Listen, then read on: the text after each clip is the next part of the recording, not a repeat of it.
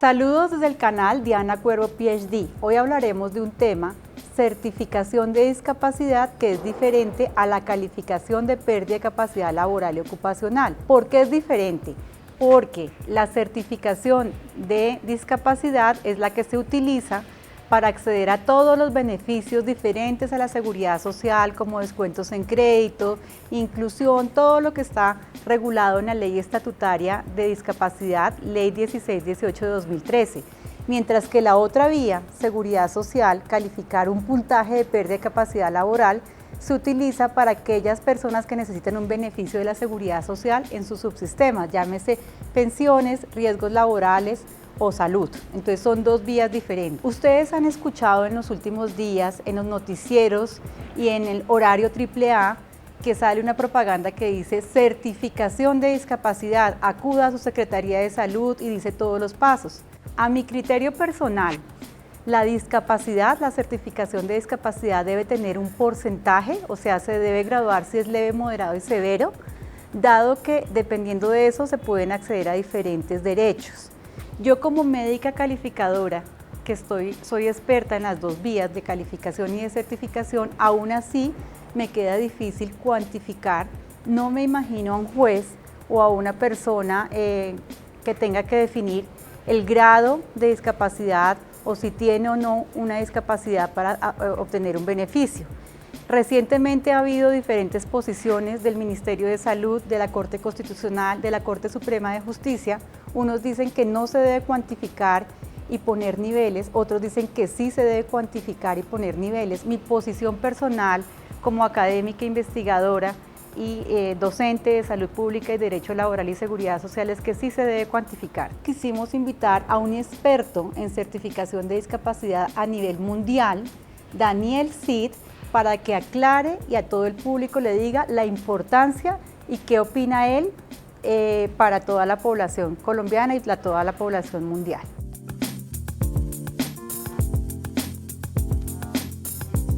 Buenos días, Daniel. Hoy para mí es un placer y un honor poder entrevistar a un amigo y un gran experto en temas de discapacidad y en temas de CIS. Los saludo desde Bogotá, Colombia, y Daniel está en Chile. Bienvenido, Daniel. Hola Diana, ¿cómo estás? Acá en Chile, entrando ya en el verano, se están notando las altas temperaturas y todo bien, avanzando con nuestra pandemia y tratando de seguir educando a nuestra comunidad.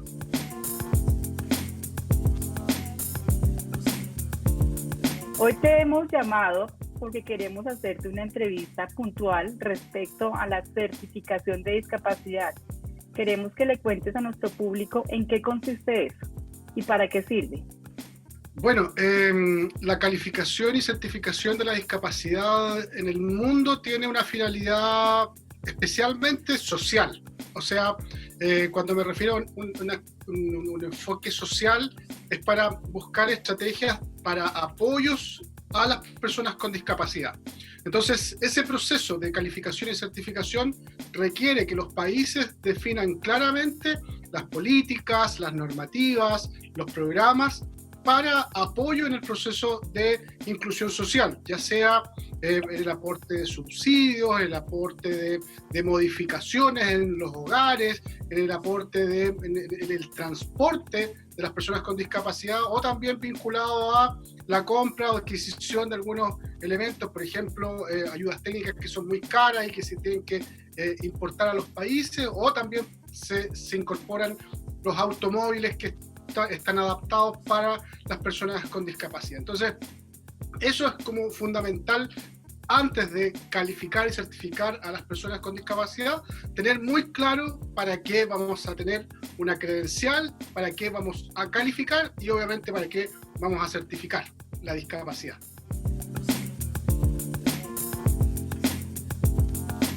Quiero que nos cuentes, porque tú tienes experiencia no solo teórica, sino como rehabilitador y como uno de los líderes que hizo posible un proceso allá en una provincia, creo que se llama provincia en Chile. Quiero que nos cuentes cómo fue esa experiencia tuya.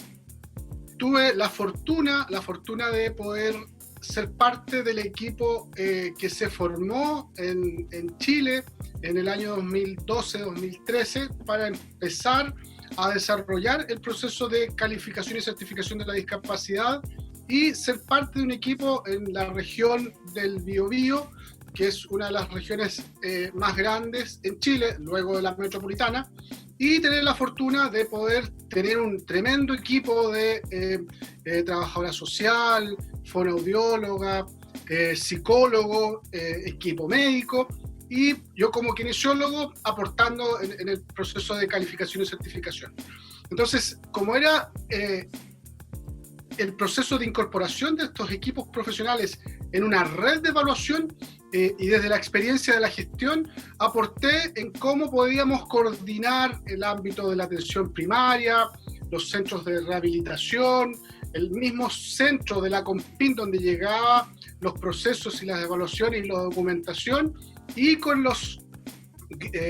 el presidente de la comisión médica más los médicos, hicimos un buen proceso de derivación de los informes, generamos confianza, que es fundamental para que el equipo médico que califica, que pone el timbre, confíe en los profesionales que éramos parte de ese proceso de calificación y certificación. Entonces, eso es fundamental dentro de un proceso de calificación y certificación que en Chile se incorporó la atención primaria, los hospitales, los centros de rehabilitación, para que se juntara esa información en el lugar donde se certifica y pudiese llegar todo el material de las personas que participaron de este proceso. Como esto se utiliza para que la gente tenga los beneficios que cada país estableció, un acuerdo social de qué beneficios, qué prioridades le va a dar a esa población, pero también se utiliza para generar política pública. Después de ese proceso, ¿Chile avanzó en algo? ¿Le sirvió? ¿No le sirvió? ¿Tuvo dificultades? Para que nos cuentes, para tener esa referencia de Chile.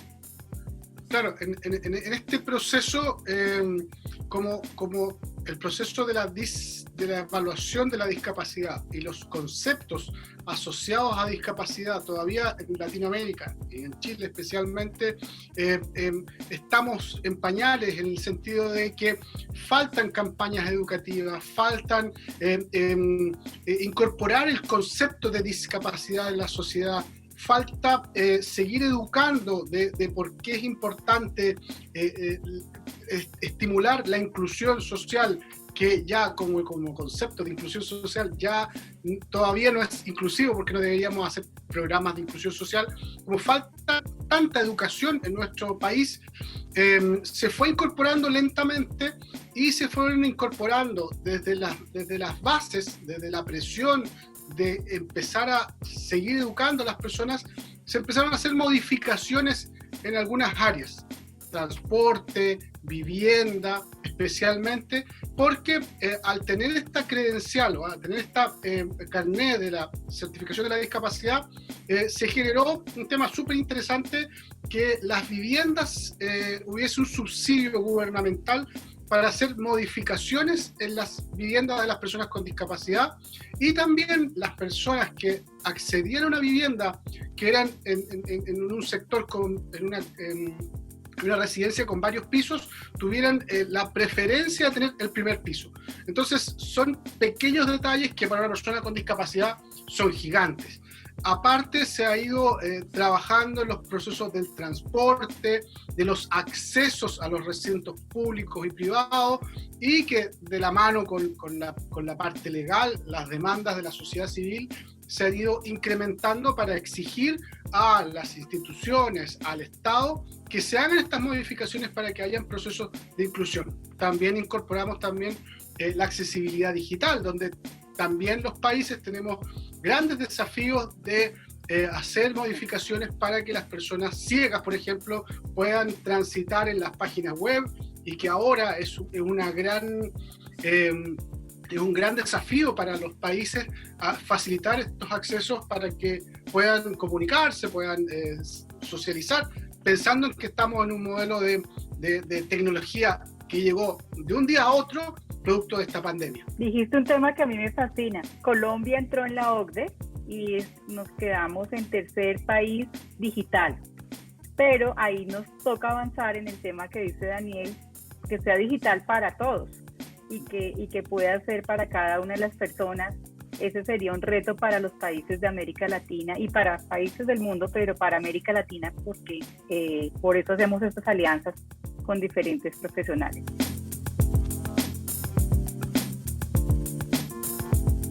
En Colombia ha habido discusión si cuando yo certifico debo graduar con un porcentaje, puntaje o en leve, moderado y severo, porque hay algunos sectores jurídicos y académicos que dicen que eso, al ponerle ese porcentaje, yo hago muy modelo biomédico, yo discrimino porque le estoy diciendo si tú eres leve, moderado o severo, si tú eres 10, 20 o 30.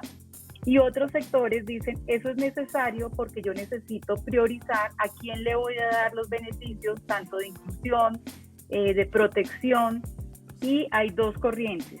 ¿Tú qué opinas de que le pongamos puntaje o lo graduemos con diferentes severidad a esa certificación? Quiero escuchar tu opinión como experto. Bueno, en el mundo es importante tener una credencial. Primero que todo, tiene que tener una finalidad, como lo dije al principio.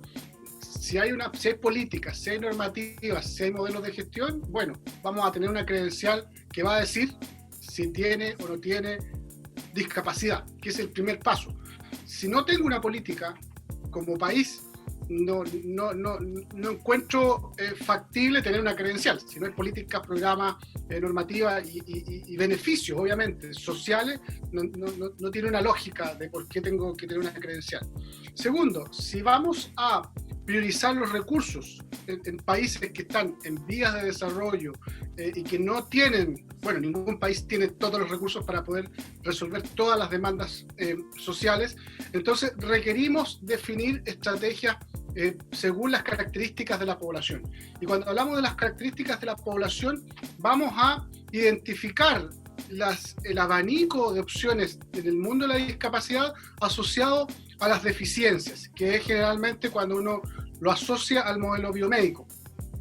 Pero nosotros cuando evaluamos la discapacidad no solo vemos las deficiencias, sino que también vemos cómo esa persona realiza actividades y cómo esa persona participa socialmente.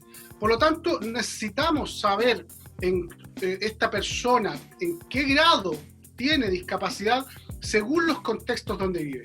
No es lo mismo una persona con discapacidad de un 10 a 15% en la sierra, por ejemplo. No es lo mismo que una persona que tiene 70%. No es lo mismo una persona que tiene 15 grados de discapacidad en una zona fría, lluviosa, versus en una zona seca como nuestro desierto. Por lo tanto, el tener un porcentaje de discapacidad nos va a servir para poder planificar estrategias según las características de las personas, según el contexto donde estas personas viven. Por lo tanto, vamos a tener que inyectar más recursos según las características de la población. Por eso es tan importante conocer las características de la persona, en este caso el perfil de la persona, y que se puede o no asociar a un porcentaje de discapacidad o a un nivel de discapacidad leve, moderado, severo, completo. Por lo tanto, es importante calificar, y no es volver atrás en el modelo biomédico, sino que es considerar el contexto de la persona. Por eso, en el proceso de calificación y certificación es tan importante el contexto de la persona para poder tomar una decisión junto a la persona en el grado de discapacidad que esa persona vive. Y eso es fundamental en el proceso de la calificación y certificación, y es fundamental la expertise de los profesionales que participan de este proceso. Y esa siempre ha sido, y aquí si es que están avanzando en este proceso de calificación y certificación en Colombia, siempre ha sido mi crítica. Los profesionales que trabajan en este proceso de calificación y certificación tienen que tener experiencia en discapacidad, tienen que tener varios años trabajando, conociendo, identificando las características que rodean a la persona con discapacidad. No es solo vincular una condición de salud y saber que tiene algunos déficits, sino que también conocer cuáles son las variables asociadas, por ejemplo, a los determinantes sociales, que son fundamentales en el porcentaje de discapacidad de una persona. No es lo mismo una persona que tienen un nivel socioeconómico alto y que tienen quizá y viven en un sector que, entre comillas, siempre fue accesible, versus a alguien que es de un nivel socioeconómico bajo o muy vulnerable y que su entorno no es accesible. Y quizás, desde el punto de vista funcional, tiene las mismas características o la misma condición de salud, pero por su contexto, su porcentaje o su discapacidad son totalmente diferentes. Ese para mí es como el ejemplo que siempre doy para que se entienda que cuando yo evalúo la discapacidad, no evalúo la condición de salud solamente tal y los déficits, sino que evalúo la asociación persona-contexto, que eso es lo que he estado tratando de difundir y posicionar este concepto persona-contexto. Ya no pensemos solo en la persona, persona-contexto, cuando hablemos de discapacidad. Entonces, esta semana tenemos un evento. Quiero que le cuentes el evento que va a ser a nivel América Latina. Y acá aparecerá en la caja del video toda la información, el link para que se puedan inscribir, pero diles de manera corta qué va a ser ese evento. Tuvimos la fortuna de participar de un evento que se organiza entre varios países desde la sociedad civil de familias con hijos del mundo del espectro autista y que se han ido organizando entre los distintos países para ir haciendo actividades. En este mes se generó una actividad de cómo es el proceso de evaluación y calificación de la discapacidad y los aspectos legales y la percepción de las familias en estos distintos países. Ha sido tan fuerte la inquietud de muchos actores que incluso hay responsables políticos de algunos países hasta a nivel ministerial que van a participar de esta actividad donde van a estar personajes de Costa Rica, de Paraguay, de Argentina.